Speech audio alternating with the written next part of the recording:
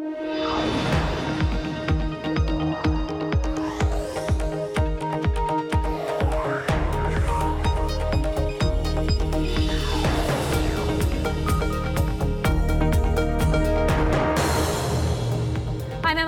this is Bloomberg Technology. Coming up, a new twist in the investigation into election interference, but this time the trail doesn't lead to Russia. How Facebook and Google are implicated in anti-refugee campaigns in U.S. battleground states. Plus, we have more coverage of the WSJD conference. Hear my conversation with Facebook's VP of Messenger, David Marcus, about their big plans to take on Venmo. And after a summer of disappointments at the U.S. box office, Disney doubles down on fantasy.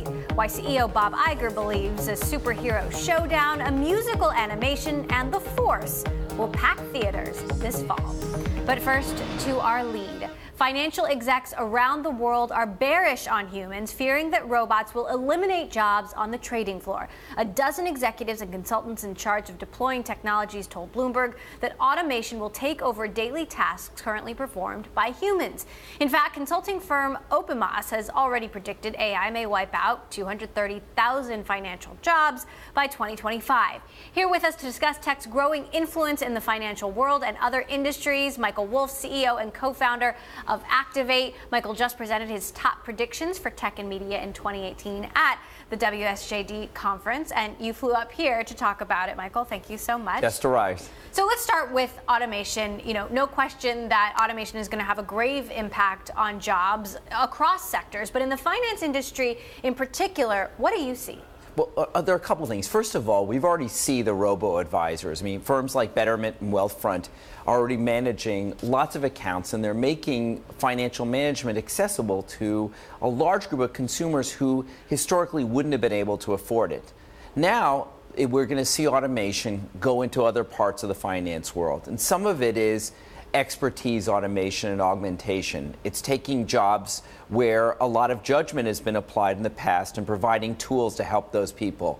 And it is natural that a lot of these jobs that whether it's bond trading or sales, those are jobs that, yes, there's a lot of routine tasks that involve with them, and artificial intelligence over time should be able to replace parts of those jobs. So what about other sectors, whether it's retail, whether it's manufacturing? Where will we see the biggest impact of automation? I think we're going to see it in those jobs that require a great deal of expertise, but that expertise can be managed in other ways. So a great example of this is in the legal profession, where lawyers are performing tasks. They have to go through documents. They have to find certain things.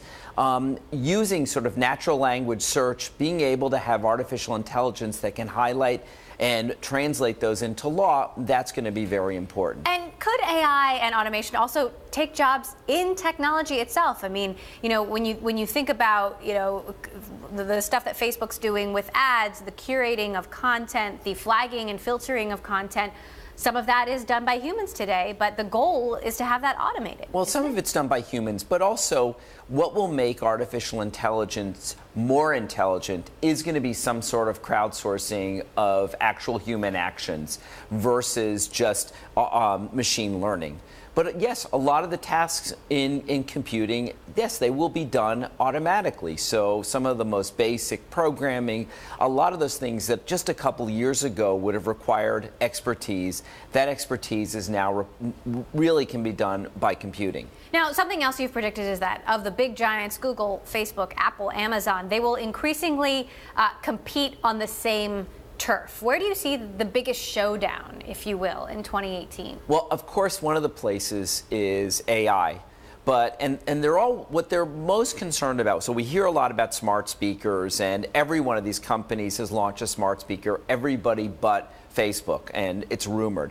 And every one of them has a digital assistant, whether it's Alexa, Google Assist, Siri, Cortana. And why are they so focused on this? Because they want to own that front end between AI and the user. So they're going to be competing in a lot of ways. They view owning that front end as part of their manifest destiny, because it's the control to their core business, whether it's e-commerce, whether it's search, whether it's media, whether it's social and communications. So that's a place we're going to see them compete, and it's going to be ferocious competition. At the same time, all of the Asian companies are going to be doing the same. So we've got Tencent and Alibaba and Line. They're all going to be doing the same thing. They're going to be launching launching artificial intelligence, digital assistants, and it'll first be delivered through a speaker, and then later on through every other consumer electronics product. So let's start with the speaker. Apple, Google, Amazon all have one. Do you see all of them maintaining a foothold in this area, or do you see one or two dominating the market? We believe that the smart speaker market will peak within 2 years.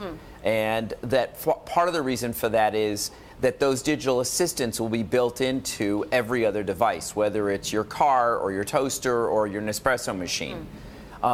There are also a lot of devices that are going to be able to use more than one. So Sonos is coming out with a speaker that uses Alexa today, but in the future can use both Cortana and Google Assist.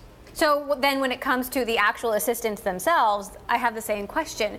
Do you see one becoming predominant, it being tied to the operating system or the smartphone that you're using, or that multiple assistants can survive? I think multiple assistants can survive, and I think that at each one of these companies, so we have 2 standards today in mobile operating systems. There's nothing that will stop there from being 4 standards in digital assistants, especially if people are going to be able to. There's some cross-platform portability. There's huge discussion now about the power and the responsibility of these platforms. As you know, Facebook, Google, and Twitter are going to be speaking before Congress on November 1st, talking about Russian meddling on their platforms. Do you see the reputation of these platforms being tarnished by this, or is this just a bump in the road? I think that what's come out already is just the tip of the iceberg. I mean, they're trying to minimize the impact by talking about $100,000, very small ad campaign. But in a lot of ways, what's been driving fake news is fake friends. And so far, and those are the piece of this which have not come out yet. And yes, that will have a huge impact on their reputation. What do you mean by fake friends? Well, in every one of these sites, there's either bots or people who are posing, and some of this has already come out, that there have been organizations that really were ultimately fake, that they were either by Americans who didn't realize they were working for Russians, or they were fake accounts that were managed by other people. Do you think it's a large or a significant portion of accounts? Do you think it's a significant problem? I think it's a massive problem. And I think that it's a massive problem because in Twitter, I mean, if you look at people's accounts, there's lots of bots. When you look on Facebook, anybody goes through, you've got a lot of friends. How many of them are people? You ultimately will find people you really don't know. And there's been a long time, this is part of the whole problems, not just in terms of social, but in terms of advertising fraud and other things that are plaguing these industries. I think it'll hurt their reputations in the near term. Longer term, I think they'll clean it up. All right. Michael Wolff, Activate co-founder and CEO. Always great to have you here. Great to be here. On the show. Thanks for sharing your predictions with us. Meantime, eBay is out with earnings. Its shares falling in late U.S. trading as the company missed forecasts for adjusted earnings in the holiday fourth quarter. eBay sees 57 to 59 cents per share, while the estimate was for 60 cents. The company did match earnings estimates for the third quarter, however. Coming up, another development related to online political ads used in last year's election, as we were just discussing how Facebook and Google were actively involved in a campaign that included anti-Islam messages. That is next. And Bloomberg Technology is live streaming on Twitter. Check us out at Bloomberg Tech TV, weekdays 5 p.m. in New York, 2 p.m. in San Francisco. This is Bloomberg.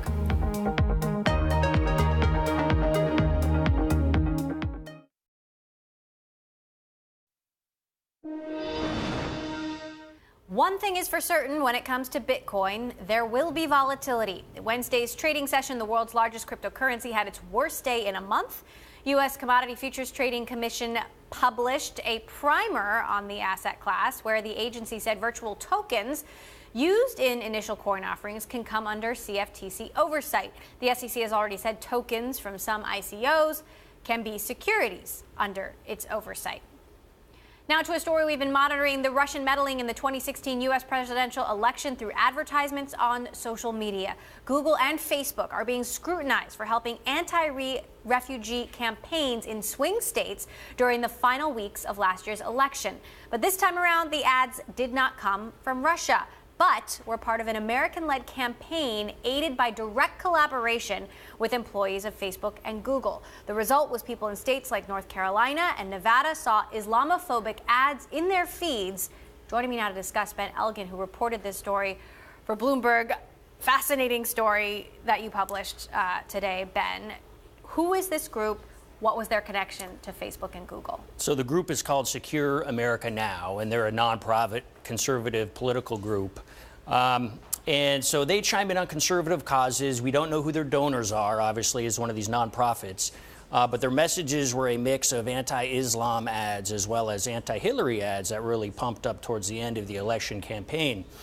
What's sort of surprising is that Google and Facebook, we know that they have self-service ad platforms. Companies can come in, candidates can come in, order up ads. But what hasn't been really known is the degree to which Google and Facebook roll up their sleeves and actually help orchestrate these campaigns, help them better target their ad dollars and get their messages out there more efficiently.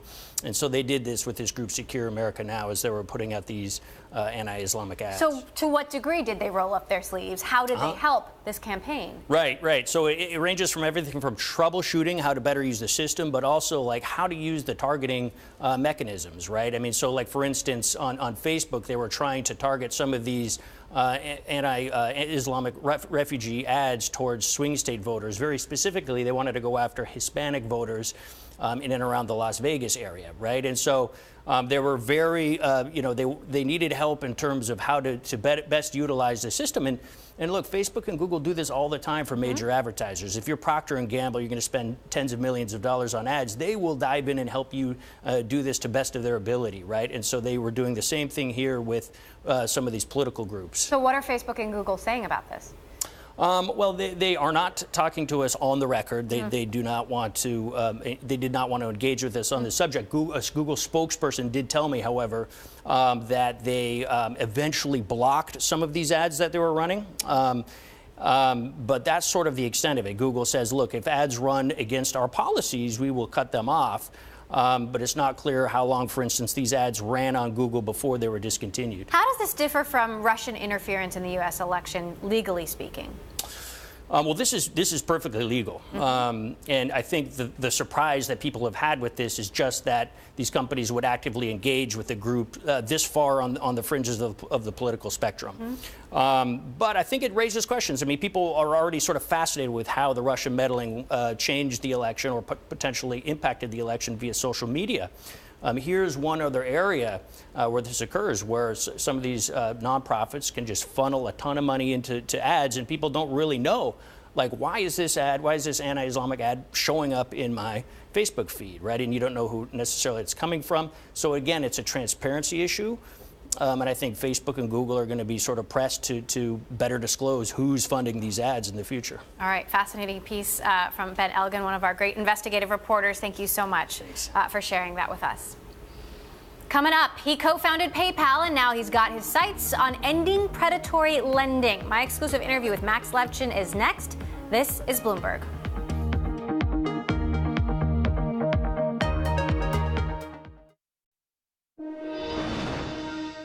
CNN has received a waiver allowing routine drone flights above crowds. It's a milestone for the industry, seeking greater use of the remote-controlled devices for everything from insurance inspections to covering news. This approval is the first time the government agency has granted a waiver for unlimited flights over people.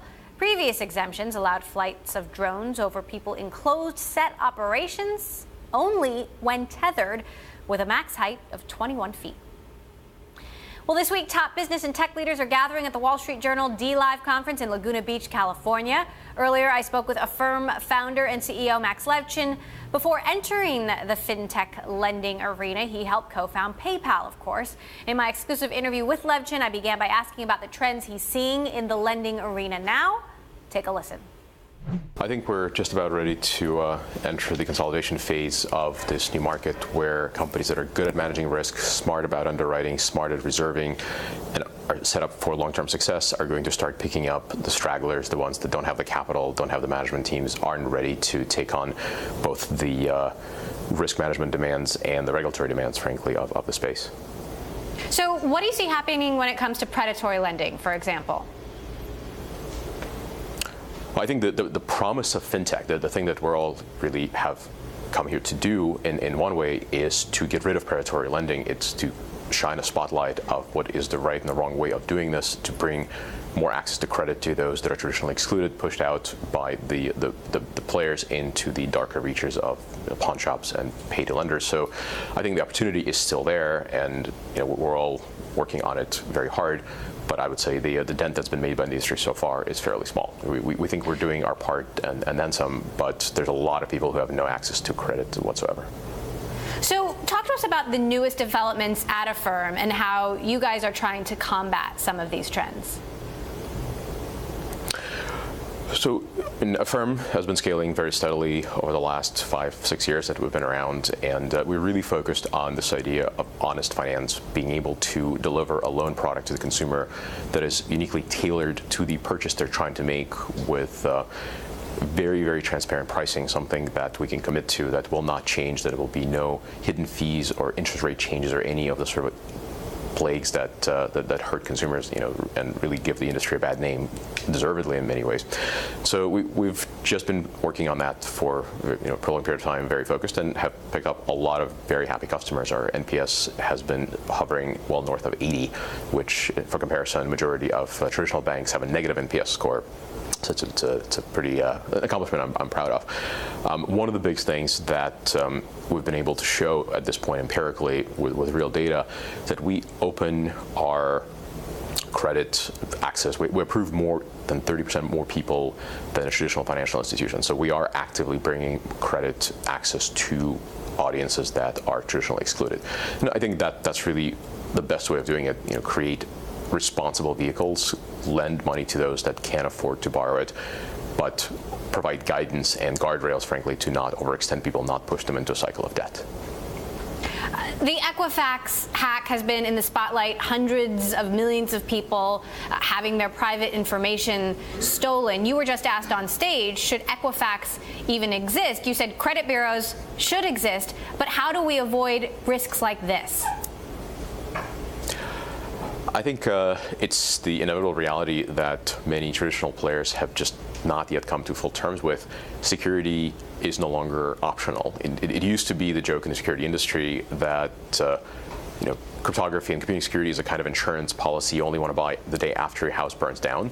And if Equifax does anything for anyone with this latest sort of crazy incident, is to sound a loud enough alarm that teaches everyone else in the industry, do yourself and your customers a favor, encrypt your data, have real security practices.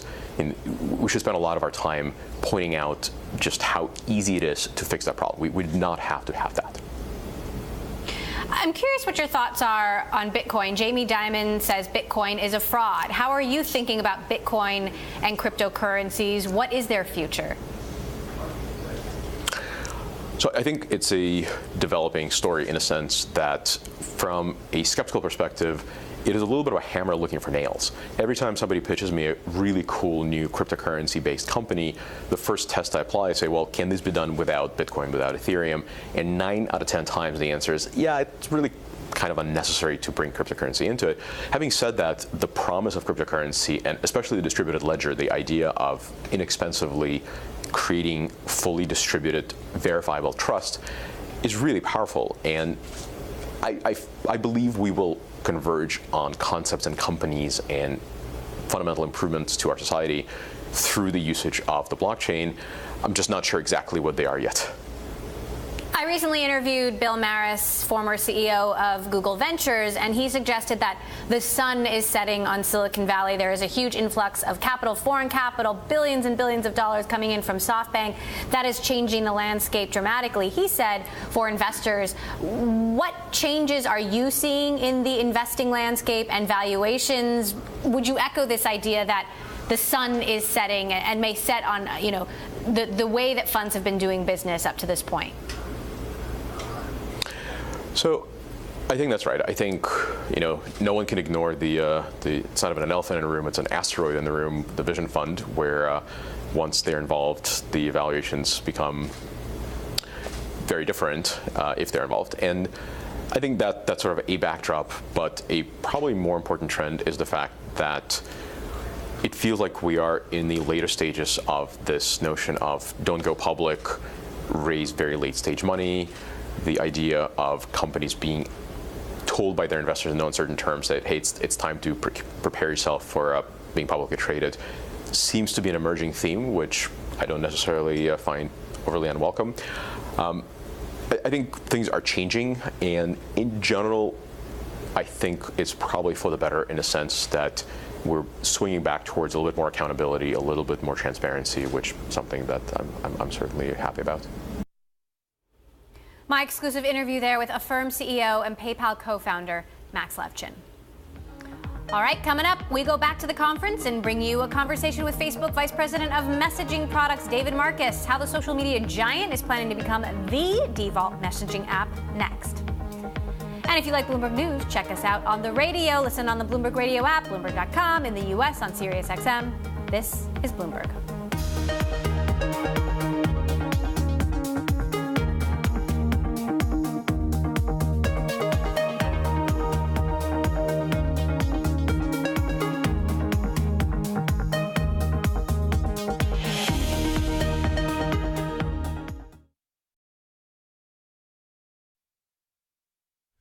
I'm Mark Crumpton in New York. You're watching Bloomberg Technology. Let's begin with a check of first word news.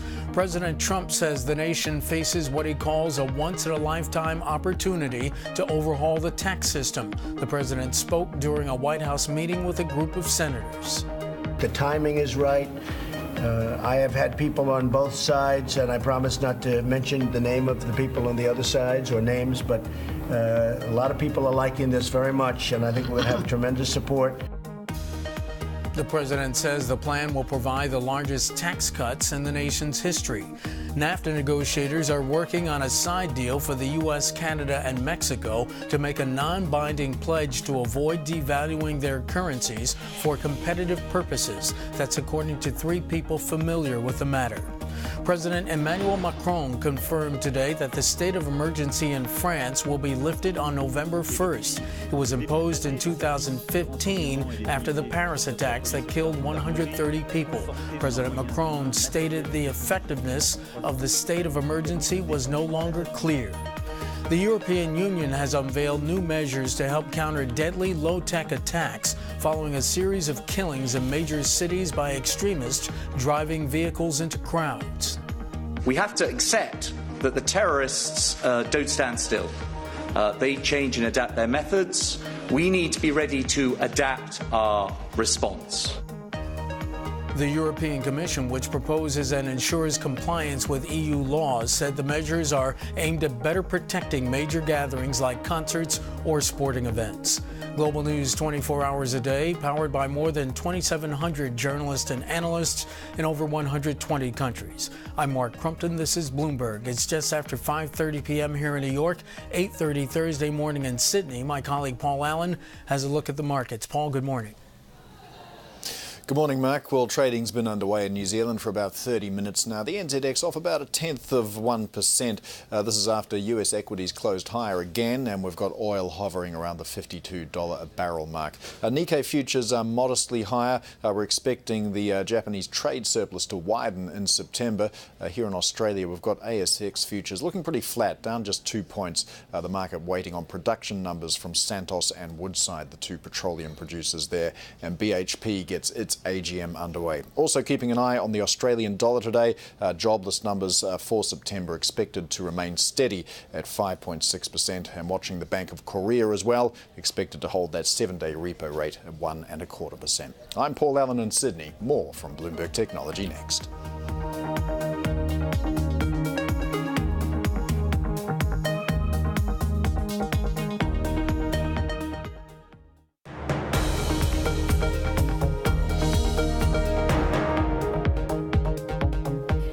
Street Journal D conference kicked off this week in Laguna Beach, California. A major tech leader in attendance, Facebook's vice president of messaging platforms, David Marcus. Recruited personally by Facebook CEO Mark Zuckerberg, Marcus is credited with bringing person-to-person payments to the tech giant's Messenger products. Earlier, I caught up with Marcus from the conference and started by asking just how much revenue the company is driving into advertising. We don't break out revenues for specific products, but what I can say is that it's still very, very early in the development of Messenger as a business for Facebook, but the early signs are promising. So basically, if you're a business and you build an experience inside of Messenger, and it's the right type of experience, and you redirect people from either a Facebook app, a Facebook ad, an Instagram ad, or now a Messenger ad into a conversation inside of Messenger, then you will increase ROI of your business objective. And so that's actually a very good sign that we'll be able to enable more and more businesses to create conversations with their customers and generate new revenues and basically grow their businesses. So I have tons of examples for you, but like a good one to share is, for instance, T-Mobile is now selling data plans and devices on Messenger, and they're seeing a 7x conversion increase as compared with traditional web experiences, because they kind of recreate the experience that you have in a store inside of Messenger with this conversational ability mixed with UI elements inside of Messenger conversation. Now, competition, David, in the B2C chat space, though, is heating up. You've got Apple iMessage, Skype, even WhatsApp, which is in your own Facebook family, trying to own this relationship. How do you see Messenger standing out amidst the competition? Well, it's a very different, geographical split between different types of messaging apps. What we see is that WhatsApp is really strong in certain markets like Latin America, India, etc., and we're very strong in North America and Western and Central Europe and Philippines, Thailand, etc. But I think the one differentiation that Messenger has is really groups today. And when you create a group on Messenger, you're never seeing phone numbers. It's always identity, so you know exactly who you're talking to at any given point in time. You can send media really quickly. When you add a device, whether it's an Android or iPhone device, it works flawlessly regardless. And then you have all of these great chat extensions, whether it's creating a playlist with friends with Apple Music or Spotify, or playing games or making plans. You can do all of these things much better on Messenger, and it's a key differentiator for us. So we're going to continue investing in groups and continue investing in real time. So you can, as you know, you can upgrade from texting to live video in groups, and it's a really delightful experience with augmented reality effects and all of these things. So we really feel that we have a key advantage here, and we're going to continue investing in it. You've added new features like locations, polling, third-party experiences, Spotify. You mentioned the ability to, buy movie tickets on Fandango, share recipes from the Food Network. How are these new features actually driving user growth? What trends are you seeing? Well, those types of experiences are actually driving engagement, because once you've had those types of experiences, then you tend to stick with Messenger and create more and more conversations on Messenger. And what we see is that when people actually get what they want, when we can infer intent from a conversation and actually leverage M to suggest the right thing at the right time, what we see is people are having a better experience, and they're sticking around on Messenger and creating more groups and one-on-one conversations. With M, you're referencing AI technology. Some would say that Facebook seems to be a little behind when it comes to the AI game. Amazon, Alexa, Google Home, these are products that are already in people's homes. Do you think that Facebook and Facebook Messenger have some catching up to do here? Well, I think we're having a very different approach here, because the current experience that you have with M that basically suggests things based on what you want to do in conversations is really popping up at the right time, and so as a result, we tend to not disappoint when you have an intent that you want to complete, because we only surface suggestions when we feel pretty confident that this is what you want to do. And so the model that we've been working on right now is the one that we've been talking about with suggestions and conversations, and we're continuing to invest in bringing a more full-fledged assistant to market. We've been working on it for a while, but we really want to ship something that's very valuable and that won't let people down. It's really important. So this is one where we don't want to rush to market. We want to get it right, and once we'll get it right, we'll ship it to the 1.3 billion people on Messenger and counting. Facebook, along with Google and Twitter, are going to be speaking before the House Intelligence Committee on November 1st about Russian meddling on the platform. David, what responsibility does Facebook bear here? What mistakes do you think were made? Well, one thing that I want to say when those things come up is, lately we've been talking a lot about the responsibility of the platform. And clearly we have a great deal of responsibility given our reach. But I just want to highlight something, because we talk about all of the downsides of the platform, but we never talk about the upside of the platform. And this is something that I feel really passionate about. The number of people that connect with other people around the world that have an orphan disease like they have, and that can connect with them in ways that they can't even connect with friends and family. The fact that we've turned on safety check about 600 times since we launched it and have like 1 billion notifications going to people to reassure them that everything is okay. The fact that we've raised $17 million for Harvey on the platform are things that we don't talk about. So there's so much goodness that comes from the platform. And of course, when we operate at this scale, there are things that should have never happened that happen on the platform, but we have a clear crystal plan about how we're going to go about it. And we're hiring thousands of people to ensure that what happened on the platform doesn't happen again. And of course, we're collaborating with special counsel and Congress during these investigations, and we'll see what comes. But we're taking this very seriously, and we have a clear plan that both Mark and Sheryl outlined recently, and we're just going to go after it very aggressively. Like you said, David, these platforms can be used for good, but they can just as easily be used for bad. I mean, when it comes to advertising, we're seeing blind spots in how Facebook developed its ad system, whether it's targeting racists or fake Russian accounts buying ads. These are things that Facebook has apologized for. But as you build out Messenger and build out advertising capabilities in Messenger, are you looking for ways that your platform can be abused, and are you taking steps to prevent it? Well, we definitely can be better at this, and all of these things that are currently being raised are things that have made us realize that as we roll new things out, we need to continue being more thoughtful and try to overthink how the platform can be used in ways that it wasn't designed for. So going forward, that's definitely what we're going to do. And we tend to learn really quickly and fix things very quickly, and we've done it in the past, and I have no doubt we'll do it again this time. That was Facebook Vice President of Messaging Platforms, David Marcus.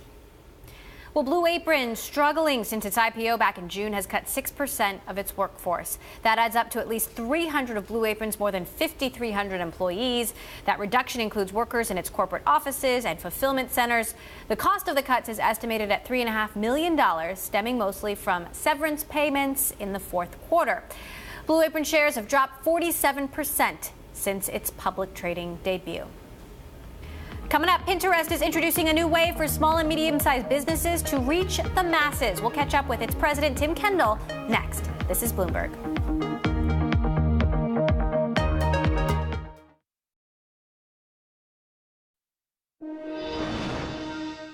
Pinterest is hoping to reel in advertisers. The social network introducing a new way for small and medium-sized businesses to reach the masses.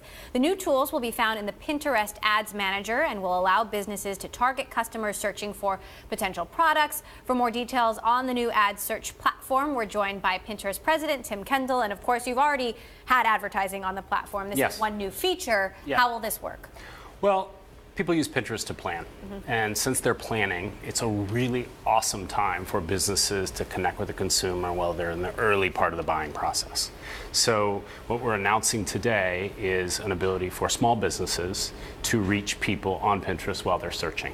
So when they're searching, there is some sort of intent there. And I know you worked at Facebook for many years. Yep. Do you think that these Pinterest ads will be more effective at actually getting people to buy stuff than your typical Facebook ad, for example? Well, what we see when people search on Pinterest is they know notionally what they want. Like they're looking for an L-shaped couch, or they're looking for a bedside table, but they don't know what brand they want to buy it from. And that's why it's such a unique and optimal point for an advertiser to get in front of that consumer, because they know what they want, but they don't know who they want it from. And so for businesses, especially small businesses who have to acquire new customers to grow and have to find people to buy their product who've never heard of them, it's an awesome time to get in front of them. So if you're searching for, like I said, an L-shaped couch or a baby stroller, we can now let a small business who sells those products get in front of new people. So how much could this boost Pinterest's revenue potential? Well, so small and medium-sized business is now our fastest growing segment. And some people do the little trick of law of small numbers. In this case, it's a big number and it's growing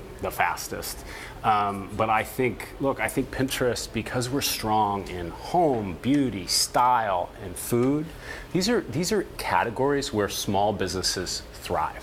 There are lots of new entrants. People want selection. And so because Pinterest is strong in these categories, it's a natural place for small businesses to be. So what can you tell us about trends in advertising revenue at large at Pinterest? So, in the correct direction. They're growing. The trajectory is great, and we're really pleased with it. So, one of the weaknesses, as we were talking about earlier on the show, with self-service advertising is the potential for abuse, and we've seen this with the Russian meddling on Facebook's platform, trying to swing the election. How do you make sure that this kind of thing doesn't happen on Pinterest? Well, in terms of our ad review, we do three things. First of all, every single ad on Pinterest has been reviewed by a human. Every single one. The second thing we do is Can you keep that up as you scale? I believe we can, yeah. The second thing we do is we use technology to look for fraudulent ads and spammy ads. And then we also have, and other people do this too, we have human eval to check that technology and continue to provide a constant feedback loop to that technology so it keeps getting better and learns. So, there was a report in the Washington Post that Russian content did end up on Pinterest. Your head of policy responded to this, said you're looking into it, said it appears that it came from Facebook. But what more can you tell us about what happened there and what measures you're taking? Well, look, that content has been rampant across the internet, and our pinners saw that content. It's convincing content. It doesn't look fake, and in some instances, they saved it into Pinterest. And when we saw it, we removed it. In general, what do you think is the responsibility of these platforms? Well, I think when we see that content, we have an obligation to remove it. And so we're trying to stay in line with that principle. When it comes to advertising in general, Pinterest is always on the list of the potential companies who could go out of the gate and hit the public markets. Does this bring you any closer to an IPO? We don't have any plans for an IPO. We're super focused on making the product better for our users and growing the business. And what can you tell us about demographic trends among users? A lot of people think women use Pinterest mostly. Is that true? No. So men, fastest growing segment, also not playing the trick of small numbers there. So how big? 40% of signups today are men. Okay. So it's significant. And where do you see this going? You're in charge of building the business. Beyond these new ad features, sort of what's next? I think that we want to do for discovery what Google did for search. That is a huge opportunity. If we're the service on everyone's phone that they use to discover what they want to eat, what they want to wear, where they want to live, where they want to travel, it's a gigantic business. It's also just a gigantic service for everyone to use and improve their lives. All right. So. We'll be watching. Tim Kendall, president of Pinterest. Great to have you back here on the show. Thank you so much for joining us. Great to be here. Okay, coming up, the movie business may be in a world of trouble, but Disney CEO Bob Iger is still confident his portfolio of superhero films will pack a punch in coming months. That is next. This is Bloomberg.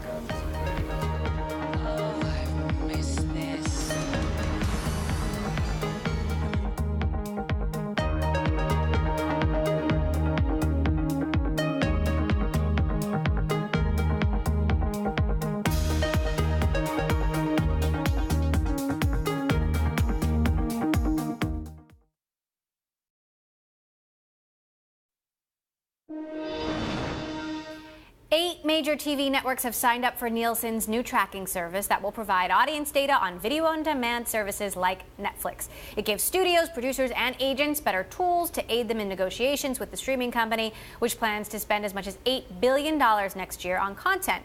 Netflix says the data is flawed because it doesn't include international viewers, which makes up more than half of its customer base. Well, after the worst summer for Hollywood in a decade, Disney CEO Bob Iger has high hopes for his company's fall releases. That includes the new Thor film, which comes out this weekend. Why is Iger so confident of a box office turnaround?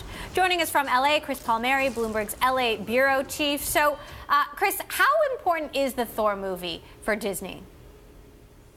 It's important, and not just to Disney, the whole industry. We've been writing, as you said, for the past few months about Hollywood's big disappointments, and the industry's down about 5% this year. But it looks like things could turn around a bit in the last quarter, in large part due to Disney. The new Thor looks pretty good.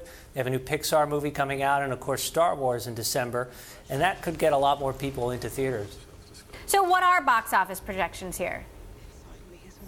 Thor looks like it's going to open about 105 million and do at least 270 million. Its domestic run. That'll make it, one of the top 10 movies of the year.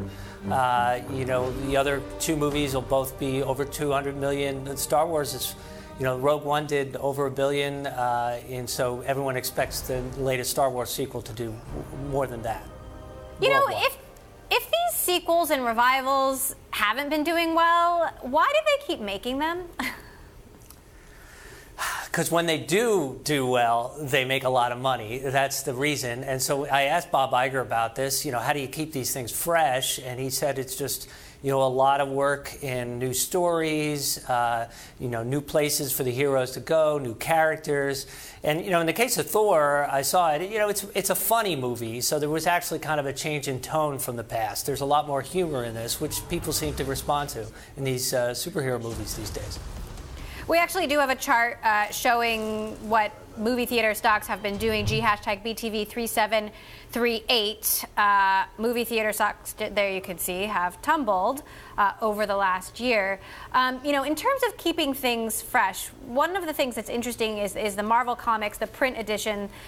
They've tried to increase diversity. Thor is now a woman. Iron Man is a black woman from MIT, and more. When will we see that kind of diversity translate on screen?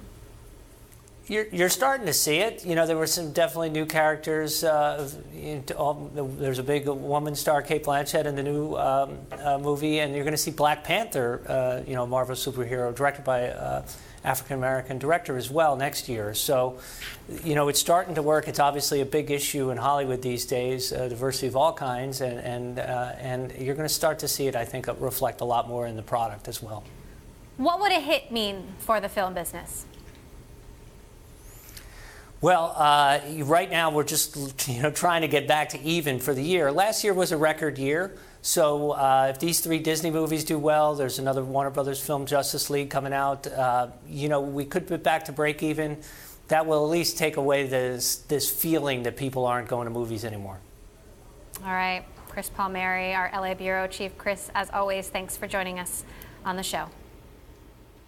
And that does it for this edition of Bloomberg Technology. A reminder, we are live streaming on Twitter. Check us out at Bloomberg Tech TV, weekdays 5 p.m. in New York, 2 p.m. in San Francisco. That is all for now. This is Bloomberg.